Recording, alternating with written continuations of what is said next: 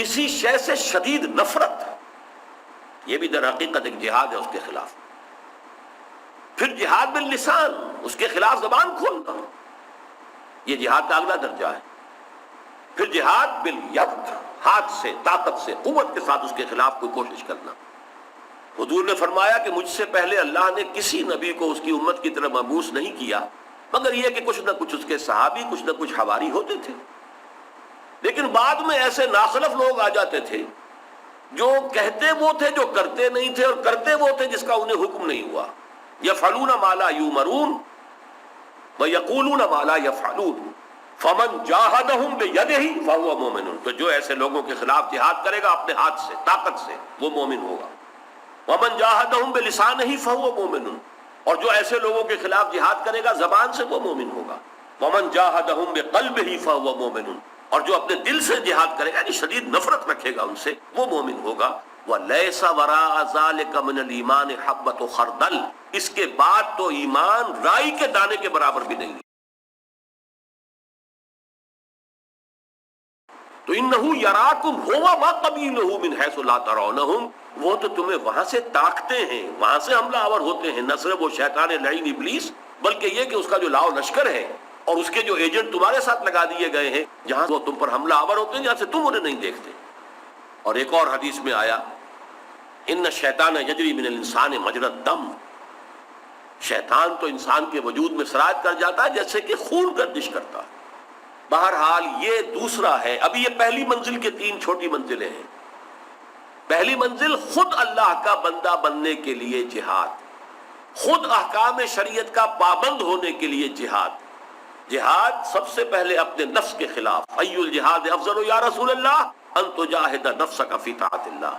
دوسرا جہاد ان شیاطین کے خلاف. تیسرا جہاد، کوئی معاشرہ اگر بگڑ گیا ہے، اس کے رجحانات غلط ہو گئے ہیں، تو اس کا ایک دباؤ ہوتا ہے جو انسان کو اسی غلط رخ کی طرف لے جانا چاہتا ہے. اس میں کسی شخص کا اللہ کی طرف رخ کر کے بڑھنا اور چلنا. انی وجہت وجہی للذی فطر السماوات والارض حنیفا، آسان کام نہیں. اب آئیے جہاد فی سبیل اللہ کی دوسری منزل. یہ دوسری منزل ہے باطل عقائد و نظریات کے خلاف جہاد. یہ اب جہاد انسان کی شخصیت سے باہر نکلے گا. اگر اندر کا یہ جہاد آپ نے یہ مرحلہ طے کر لیا تو ممکن نہیں ہے کہ یہ خارج میں نہ نکلے، ممکن نہیں ہے. اگر یہ نہیں نکل رہا ہے تو اس کا مطلب ہے اندر کہیں فساد ہے، اندر کھوکھلا ہے، اندر جو ہے وہ کہنے کو کچھ چیزیں ہیں حقیقت میں نہیں ہے. آپ نے ایک شے کو حق سمجھا، اس کے خلاف باطل جو ہے وہ پھریرے لہرا رہا ہے، اس کا غلبہ ہے. تو حق کی غیرت کا تقاضا یہ ہے کہ اب آپ جو ہے اس کے خلاف جہاد کریں، اور یہ کہ اس کے لیے دعوت کا آغاز کرے. وہ پہلی منزل ہو جائے گی. اس لیے کہ اس جہاد نظریاتی سطح کے اوپر جہاد کا اب یہ پہلا مرحلہ ہے. دعوت و تبلیغ، ان دونوں میں ایک بڑا پیارا رشتہ ہے. تبلیغ میں آپ کسی کے پاس جاتے ہیں پہنچانے کے لیے، you reach out to someone. دعوت میں آپ اسے کھینچ کر لے آتے ہیں اپنی بات کی طرف. تو در حقیقت ایک ہی فینومینن ہے جس کے یہ 2 ایسپیکٹس ہیں، تبلیغ، پہنچانا، اور پھر اس کو سموچے لے آنا. یہ گویا کہ دعوت ہے، اسے کھینچنا، بلانا. دعوت و تبلیغ ہے، امر بالمعروف نہی عن المنکر ہے. اس کے لیے بہت سی اصطلاحات، پھر وعظ و نصیحت بھی ہے. پھر یہ کہ اس کا جو سب سے جامع اصطلاح ہے وہ ہے شہادت علی الناس.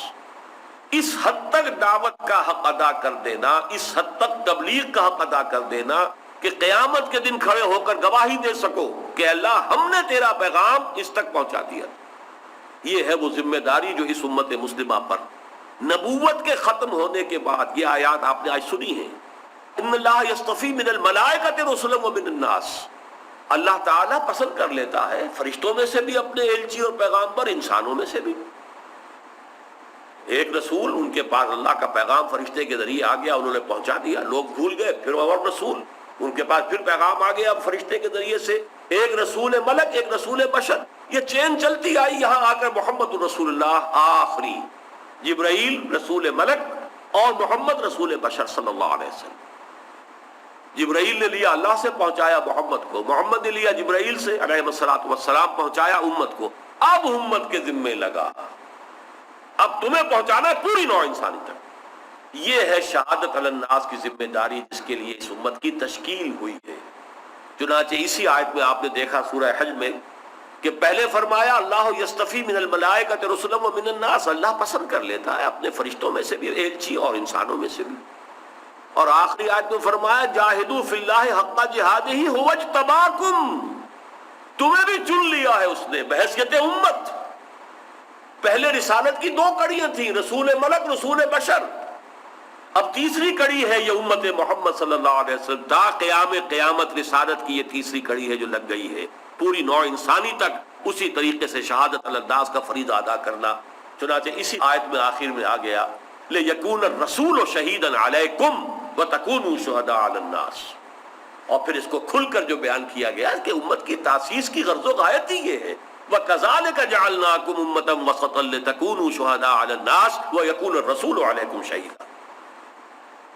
ظاہر بات ہے کہ یہ کام محنت چاہتا ہے، مشقت چاہتا ہے، وقت خرچ کرنا پڑتا ہے، مالی وسائل صرف کرنے پڑتے ہیں، کسی دعوت کو پھیلا دینا، عام کر دینا، پہنچا دینا، اس وقت پورے انسانوں تک اس دعوت کا پہنچا دینا آسان کام نہیں۔ یہ جہاد فی سبیل اللہ کی دوسری منزل ہے۔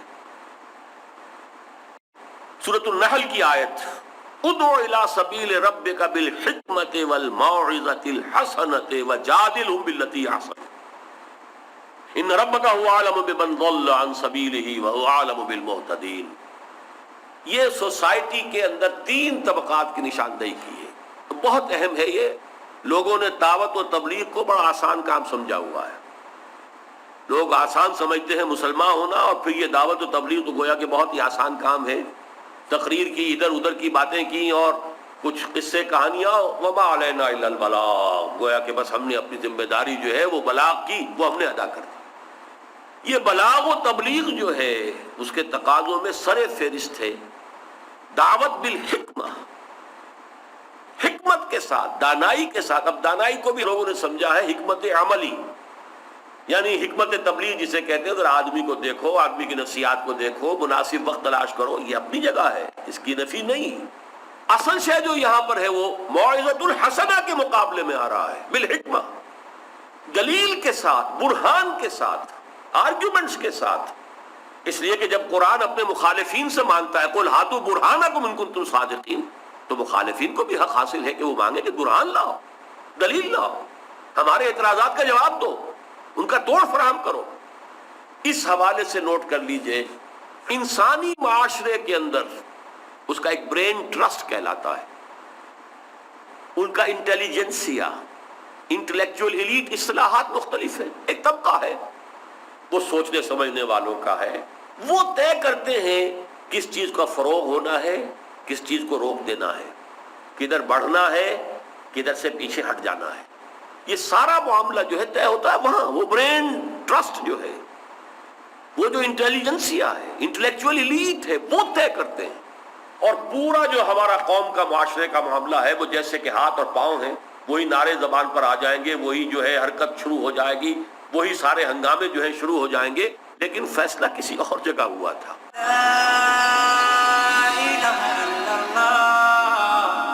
انسانی معاشرے کے اندر اس کا ایک برین ٹرسٹ کہلاتا ہے، ان کا انٹیلیجنسیا، انٹلیکچوئل ایلیٹ، اصطلاحات مختلف ہیں، ایک طبقہ ہے، وہ سوچنے سمجھنے والوں کا ہے، وہ طے کرتے ہیں کس چیز کا فروغ ہونا ہے، کس چیز کو روک دینا ہے، کدھر بڑھنا ہے، کدھر سے پیچھے ہٹ جانا ہے۔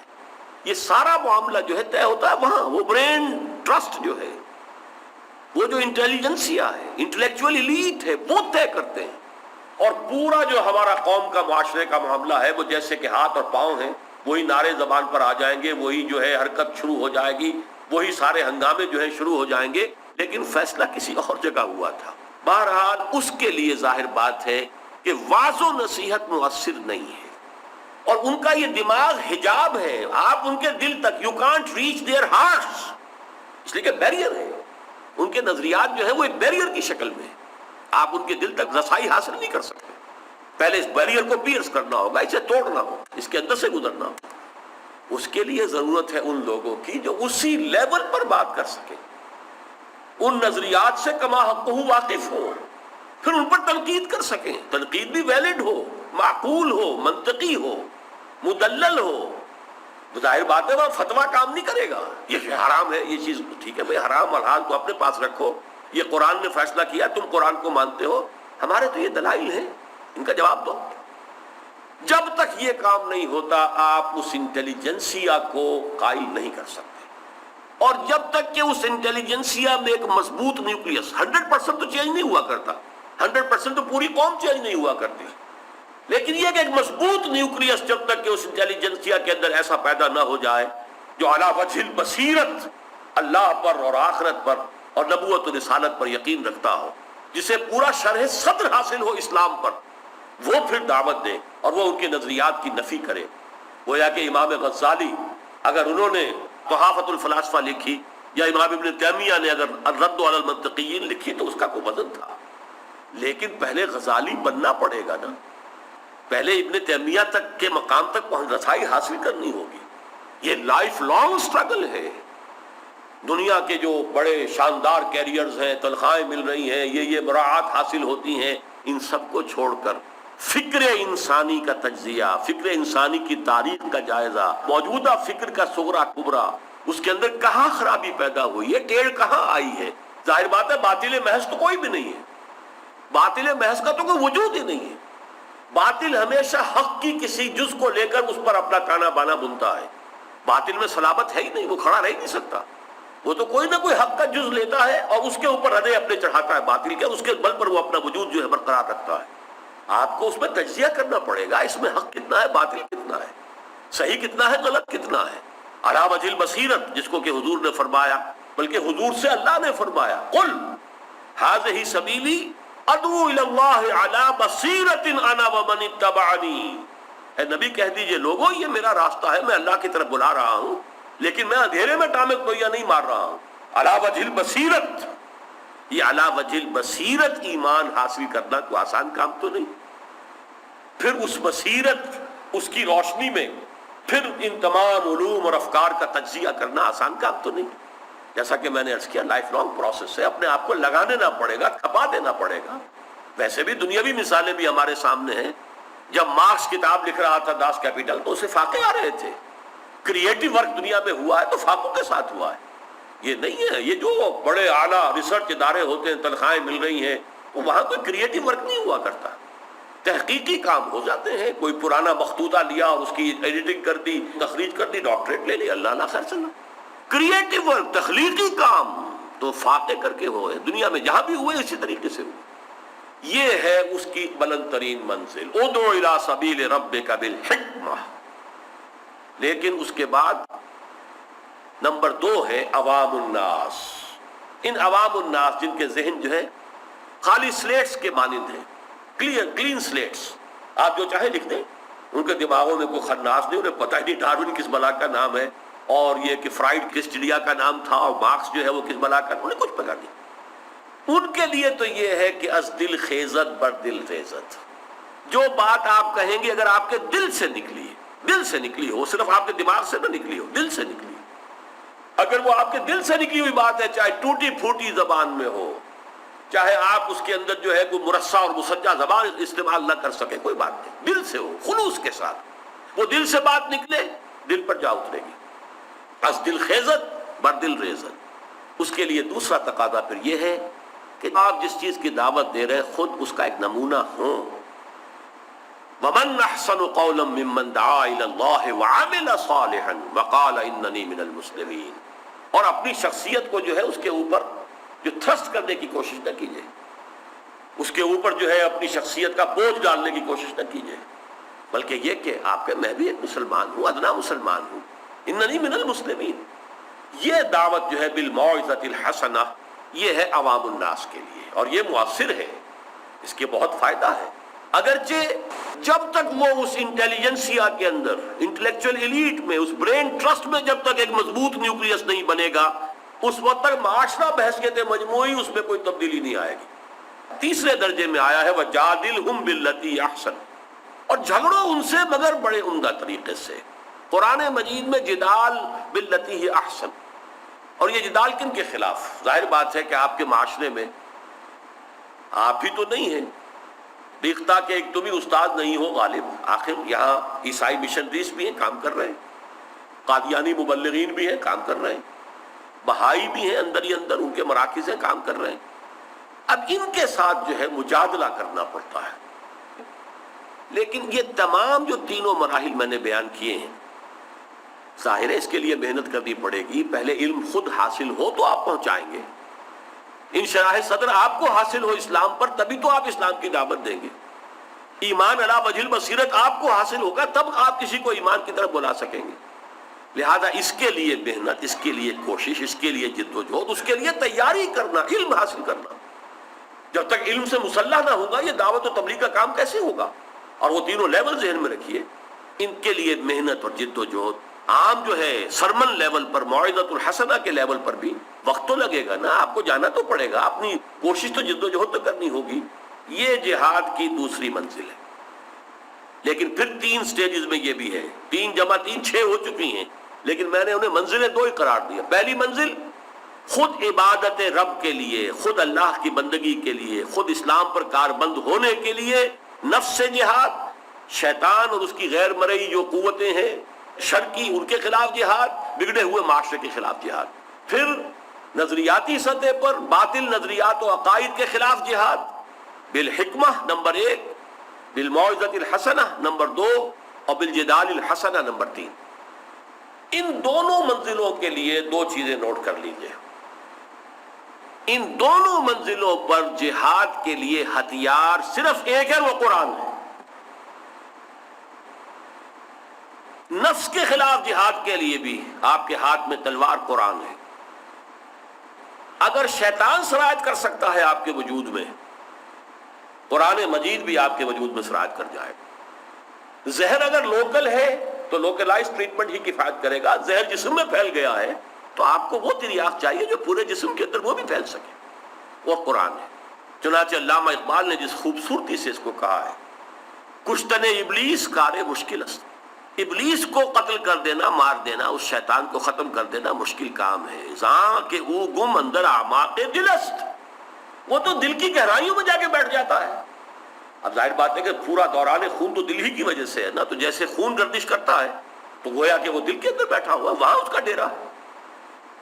ہاں بہتر یہ ہے، خوشترا باشد مسلمان اشکنی، بہتر یہ اسے مسلمان بناؤ۔ اور مسلمان کیسا بنے گا؟ کشتہ شمشیر قرآن اشکنی، قرآن کی شمشیر سے اس کو قلقمہ کرو۔ یہ ہے قرآن جو کہ انسان کے لیے جو بھی اس کے امراض باطنی، امراض قلبی ہیں، امراض روحانی کہہ لیجئے انہیں، یہ تکبر ہے، حسد ہے، بغض ہے، عناد ہے، یہ جو حب مال ہے، حب جاہ ہے، یہ تمام چیزیں ہیں، یہ ہے در حقیقت کے جو ہمارے امراض ہیں، اور ان کے لیے شفا قرآن مجید ہے۔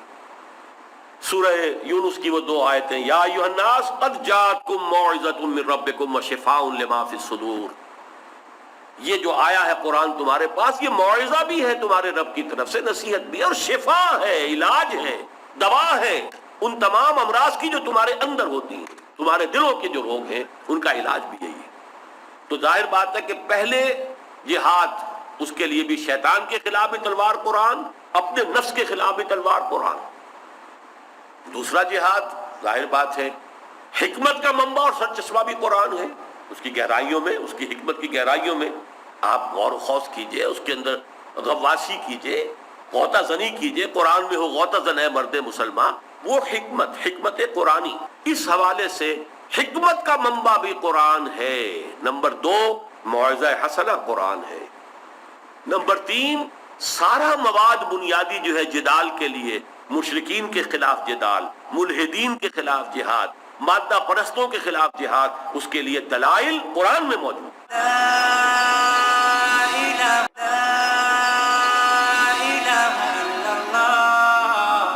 فلا تطع الکافرین وجاہدہم بہ جہادا کبیرا۔ تو گویا کہ پہلی منزل اور دوسری منزل پر ہتھیار قرآن ہے، دونوں پر۔ اور نمبر 2 یہ کہ ان دونوں منزلوں پر کسی منظم جماعت کی کوئی ضرورت نہیں ہے، لازمی نہیں ہے، یہ کام انفرادی طور پر بھی ہو سکتے ہیں۔ ایک شخص خود اپنے نفس سے، ظاہر بات ہے کہ اپنے نفس کے خلاف تو جہاد اور اپنے شیطان کے خلاف جہاد تو خود ہی کرنا پڑے گا۔ کوئی جماعت جو ہے اس کے لیے کوئی لازم نہیں ہے۔ اسی طریقے سے کوئی ایک شخص سے داعی بن کر کھڑا رہے 950 برس تک دعوت دیتا رہے، نہیں کوئی ساتھی آئے کوئی اگلا قدم نہیں اٹھا، نہیں صحیح۔ حضرت نوح علیہ السلام کی مثال۔ تو یہ کام انفرادی بھی ہو سکتے ہیں، البتہ یہ ہے کہ پہلی منزل پر اگر صحبت نصیب ہو جائے کچھ ایسے لوگوں کی جو اسی کچاکش میں خود بھی لگے ہوئے، کونوا مع الصادقین، ان کے ساتھ رہو، ان کے ساتھ رہو، ان کی صحبت اختیار کرو۔ وہ صادقین کون ہیں؟ وہ سورہ الحجرات کی آیت نمبر 15، اولئک هم الصادقون انما المؤمنون الذين آمنوا بالله ورسوله ثم لم يرتابوا وجاهدوا باموالهم وانفسهم في سبيل الله اولئک هم الصادقون کونوا مع الصادقین، ایسے سچوں کی، ایسے صادقین کی تلاش کرو، ان کی صحبت حاصل کرو، ان کے ساتھ رہو۔ اس سے یقیناً خربوزے کو دیکھ کر خربوزہ رنگ پکڑتا ہے، آپ صحبت جو ہے اس کا اثر ہوتا ہے، تو یہ اس میں مفید ہے، لیکن لازم نہیں ہے کہ کوئی جماعت منظم کوئی جماعت ہو۔ اسی طرح دعوت و تبلیغ کا جہاد انفرادی طور پر بھی ہو سکتا ہے۔ شاہ ولی اللہ نے خالص انفرادی طور پر کیا، نہ کوئی ادارہ تھا، نہ کوئی انجمن تھی، نہ کوئی اور کوئی درسگاہ، کوئی دارالعلوم، کچھ بھی نہیں کیا۔ لیکن یہ کہ اگر اس معاملے میں کوئی انسٹیٹیوشنز ہو، کوئی ایسوسیشنز ہو، کوئی انجمنیں بنے، کوئی درسگاہیں بن جائیں، کوئی جو ہے ریسرچ کے ادارے وجود میں آ جائیں، تو یہ یقیناً مفید ہوگا، اور اسی حد تک جو ہے ضرورت ہے اس کام کے لیے۔ تو آپ کی دارالاشاعت ہوں، آپ کے ایسے ادارے ہوں کہ جو پوری دنیا کی مختلف زبانوں میں قرآن حکیم اور اس کے کچھ جو ہے کم سے کم یہ کہ ایکسپلینیٹری نوٹس جو ہے وہ دنیا کی ہر زبان میں منتقل کر رہے ہوں، اس کے لیے ادارہ بنا ہوا ہو، تو ادارے ہوں یا انسٹیٹیوشنز ہوں، انجمنیں ہوں، یہ بھی کفایت کر جائیں۔ لیکن اب میں آ رہا ہوں جہاد کی بلند ترین منزل، اور وہ منزل ہے نظام کی سطح پر جہاد، نظام کو بدلنے کی جد و جہد، نظام باطل، نظام طاغوت کے خلاف جہاد۔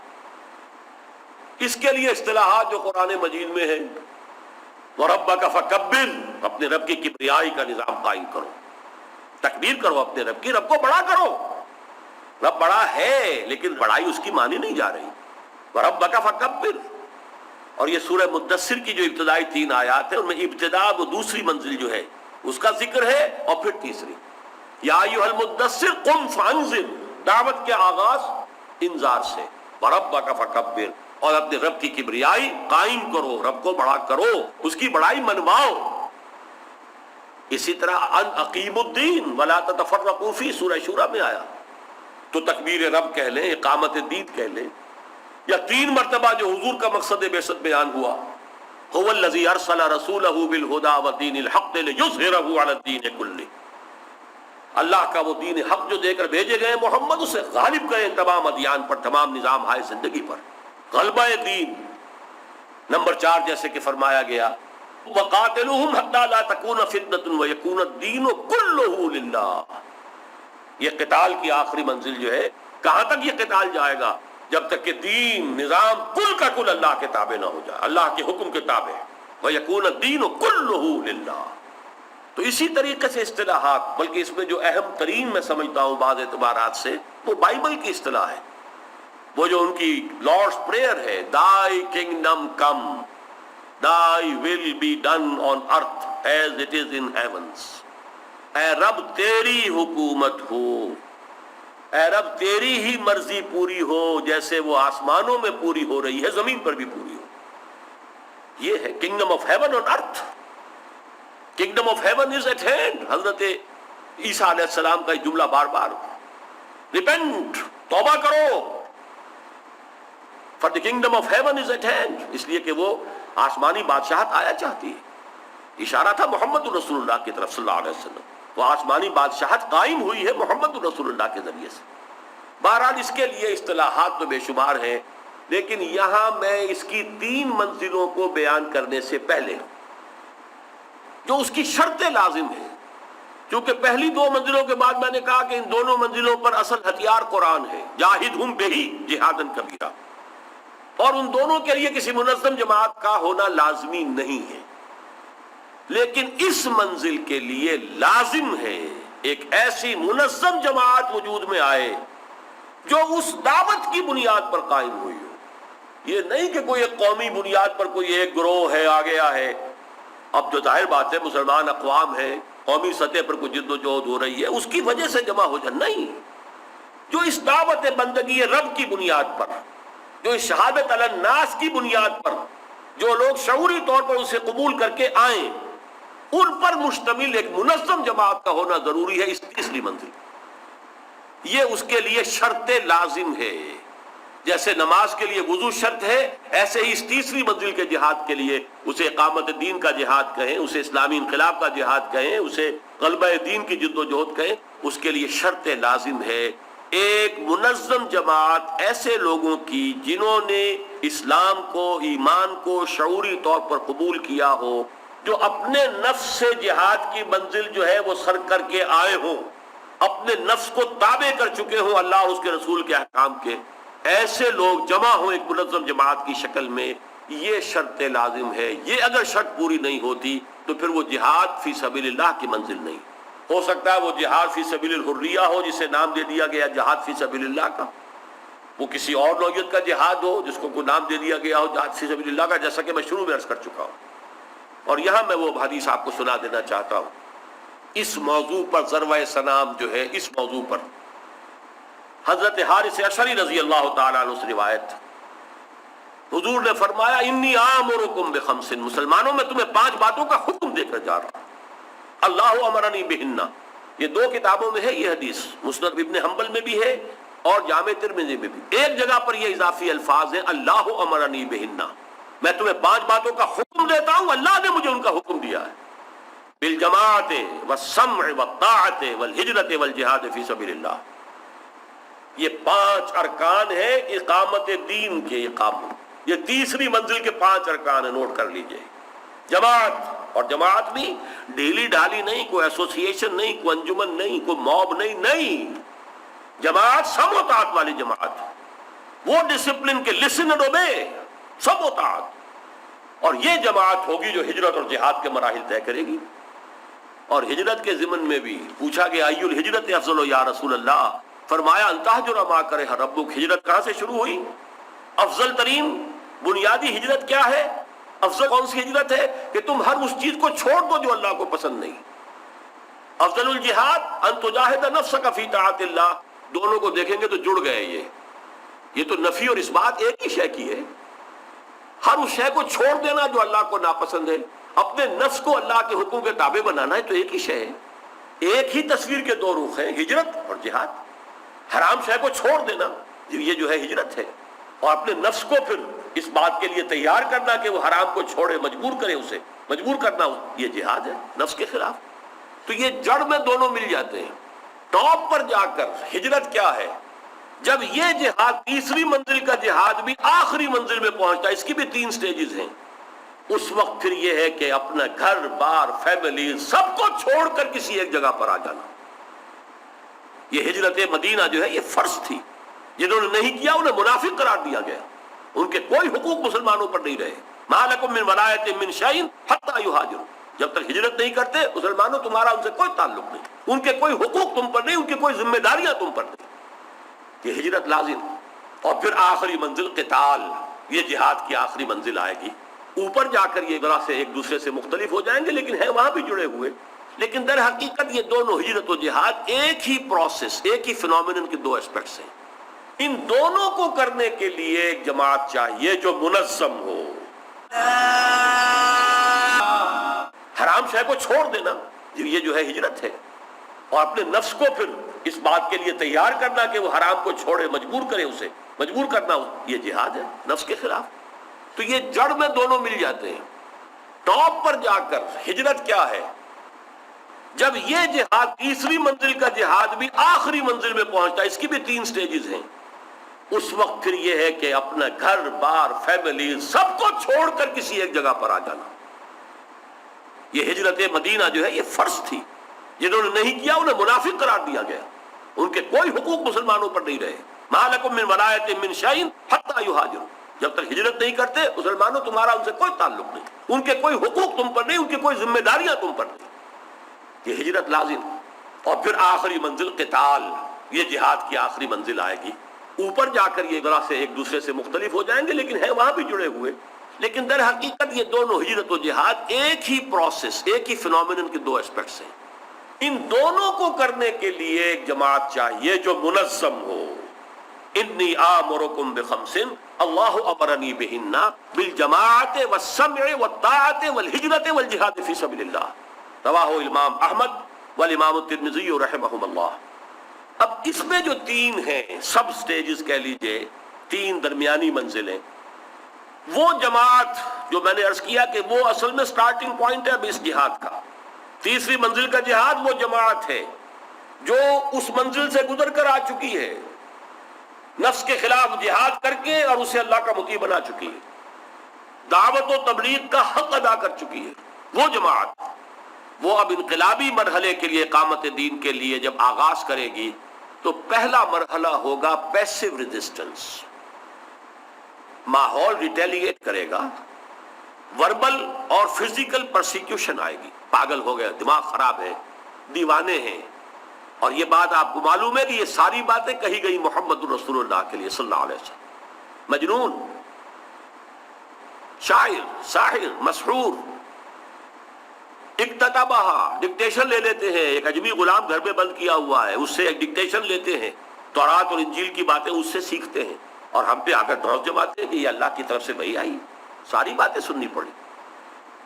وربل پرسیکیوشن اور اس کے بعد فزیکل پرسیکیوشن جو ہوئی ہے، خود حضور پر جو کچھ بیتا ہے. اور پھر جو خاص طور پر کمزور طبقات تھے، غلام تھے، نوجوان تھے، نوجوانوں پر بزرگوں کو حق تھا جو چاہے کرتے. حضرت عثمان رضی اللہ تعالیٰ عنہ بنو امیہ کے خاندان کے چشم و چراغ، ان کے چچا نے ایک چٹائی کے اندر انہیں لپیٹا اور دھواں دے دیا، دم گھٹ رہا تھا. سعد بن ابی وقاص، ان کی ماں نے جو ہے مرن برت رکھ لیا ہے. مصعب بن عمیر برہنہ کر کے گھر سے نکال دیے گئے.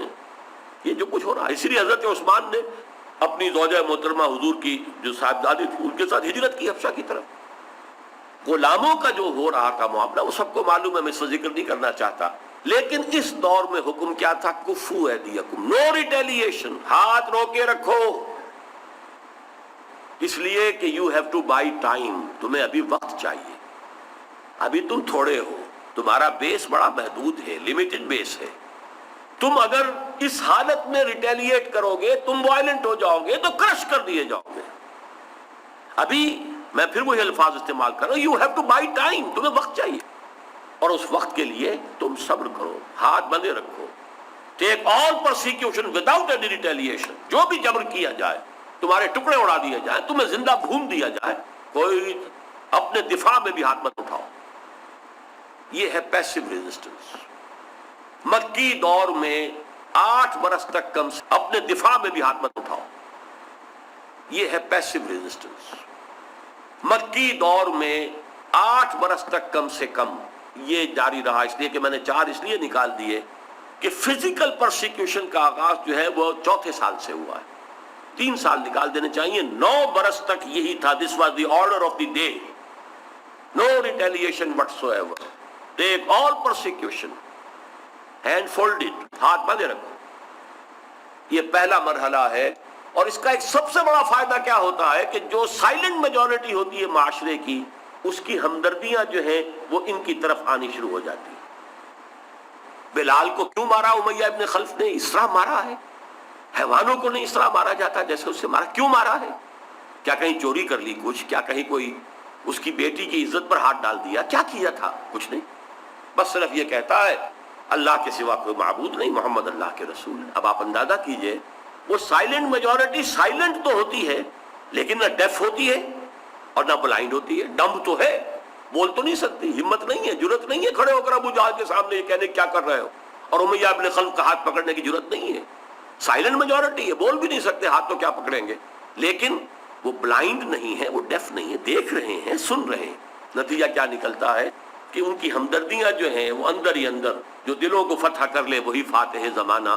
یہ جو پیسو ریزسٹنس کا دور ہے یہ انتہائی مؤثر ہے، فیصلہ کن ہے. آئندہ کی کامیابیوں کی ضمانت اصل میں یہاں سے ملتی ہے.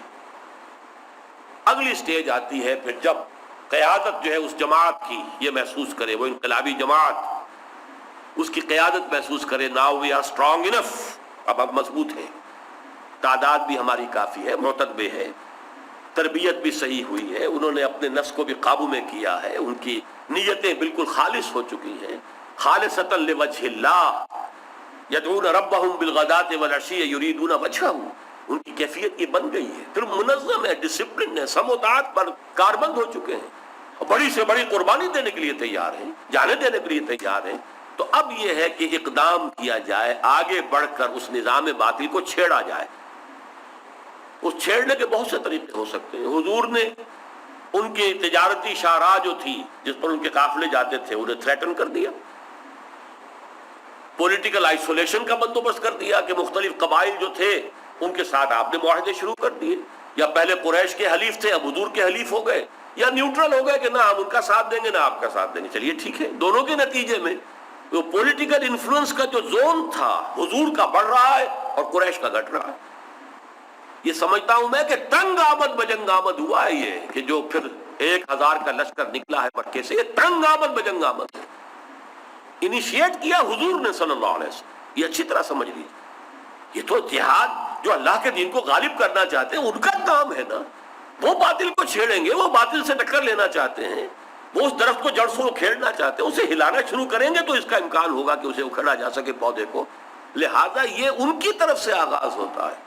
یہ دور اب گزر گیا، علامہ شبلی کا زمانہ اور ان سے پہلے کا زمانہ، جب ہمارے سیرت نگاروں نے اپولوجیٹک انداز اختیار کیا تھا، معذرت خواہانہ انداز اختیار کیا تھا، جب وہ جہاد اور قتال کے خلاف پروپیگنڈا ہوا یورپ میں، اور بوئے خون آتی ہے اس قوم کے افسانوں سے، اور یہ الزام لگا کہ یہ ساری تبلیغ اسلام تو جو ہے وہ تلوار سے ہوئی ہے۔ نہیں، حضور نے تو جنگ شروع نہیں کی تھی، یہ تو جنگ ان پر ٹھوس دی گئی تھی، آپ نے تو مدافعانہ جنگ کی تھی، بالکل غلط۔ دین جو ہے وہ تو خود غالب ہونے کے لیے آیا ہے، الحق یعلو ولا یعلی علیہ۔ جب تک طاقت نہیں ہے ٹھیک ہے، غلبہ باطل کو برداشت کرنا پڑ رہا ہے، لیکن طاقت ہو اور پھر غلبہ باطل کو برداشت کر لیں تو یہ تو آپ کے حق کے اوپر ایمان اور یقین کی نفی ہو جائے گی۔ اس حوالے سے جان لیجئے کہ پیسو ریزسٹنس کے بعد ایکٹیو ریزسٹنس جو ہے در حقیقت اسی جہاد کی تیسری منزل کی دوسری سب منزل ہے، اور اس کا نتیجہ پھر ہوتا ہے جب آپ نے نظام کو چھیڑ ہی دیا، ان کے جو مفادات ہیں، جو وہاں کے پریویلیج کلاسز ہیں، ان کے مفادات کے اوپر جب زد پڑی ہے تو پھر تو وہ تو اٹھیں گے اور وہ اپنے نظام کو ڈیفینڈ کریں گے، پوری قوت کے ساتھ آپ پر حملہ آور ہوں گے، اور پھر ہوگا وہ ایکچوئل کنفلکٹ یا ایکچوئل کنفرنٹیشن، تصادم۔